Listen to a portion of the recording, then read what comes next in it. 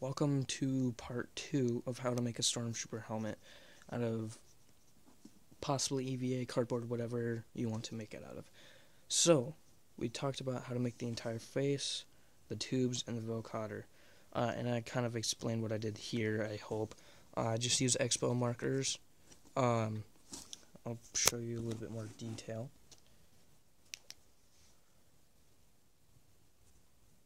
So the actual tips of them are poking out the back right now, and I try to make a little bit of a seam.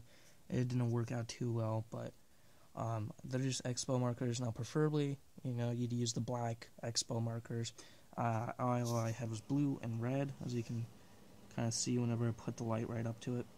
So I had to paint it black afterwards, but I mean, it's not noticeable from back here. But yeah, I just cut out a hole and then glued them in.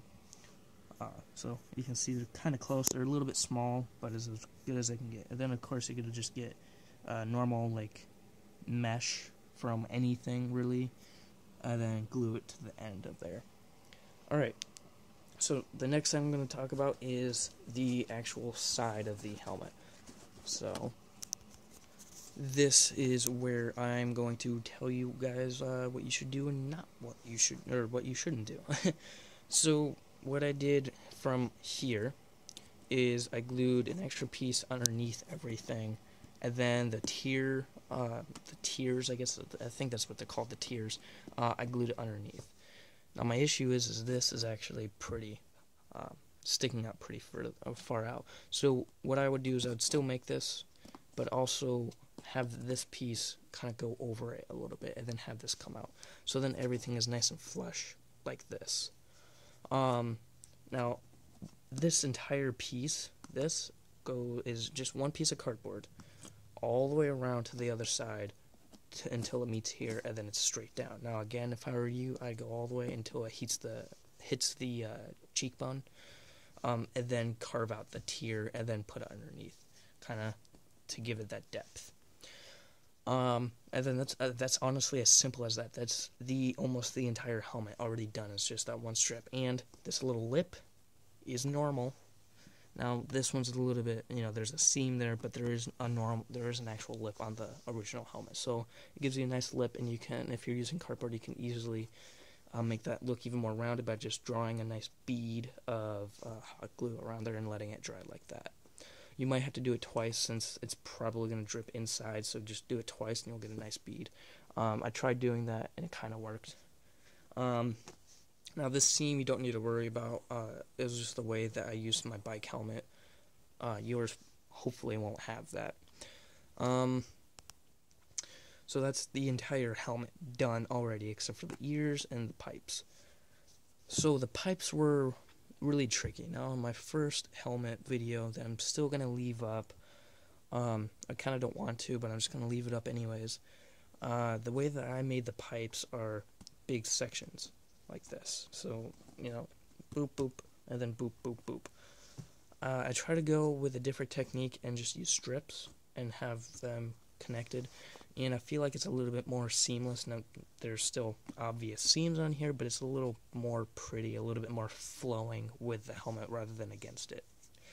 So of course I just took strips and I went from here to where the ear was. Now the reason that I kind of based it on where the brow ended, and all the ear really is one piece of cardboard flaring out, and then another little circle, and then a little square piece of gray foam. Nice thing about that is it's almost the same color as the rest of the gray on here, so that was a nice thing. And then of course what I did is I stuck a piece of foam on here, cut out a general curve, and then stuck it on there. So I had these pipes. I had a strip of cardboard run from here, bent it up, and then straight. Shouldn't have, the first one was fine. What I should have done here was have this one come out a little bit more, not as exaggerated, but out further, and then come down, and then have this little piece widen out. So it would almost look like a potato wedge in between, so then it has that nice flare. And then after that, of course, I would have made another strip, have another potato wedge, and another strip. So then you get this nice flare of the pipe, a little bit of a bubble. I didn't do that because I just didn't really troubleshoot the problem at the time, but that's how you would fix that. And then of course you got the ear, and then I did the same thing in the back, but I used bigger chunks because I had to angle it down a little bit. As you can see here, it kind of slopes down from the side view, so it goes down a little bit. This was a bad mistake. I tried making it curve. My bad. Making it curve a bit too much, so just don't do that. Just keep going with the strips, going down, following through. Don't cheaty your way out, because I kind of did, and it doesn't look as nice as if I were to stick with the normal strips. So yeah, that's really the entire helmet right there. Making the pipes just out of strips and making sure you have it in a relevant to where everything else would be. Now this helmet is a very, very simple helmet whenever it's broken down. Whenever I first looked at it, it was challenging. But, you know, whenever you break it down into basic shapes, it's not that bad. But yeah, just kind of go with it like that. Try and go with my tips, and if you have better tools and better experience and all that, you can make yours look so much nicer than mine. Because to be honest, I could have done a better job, and I know I could have. So, but it's what I got, and I'm happy with it though, because it really is close enough for me. And then of course, if you want to do a custom paint job like what I kind of did, I know that's awful. I'm gonna redo that. Then go for it.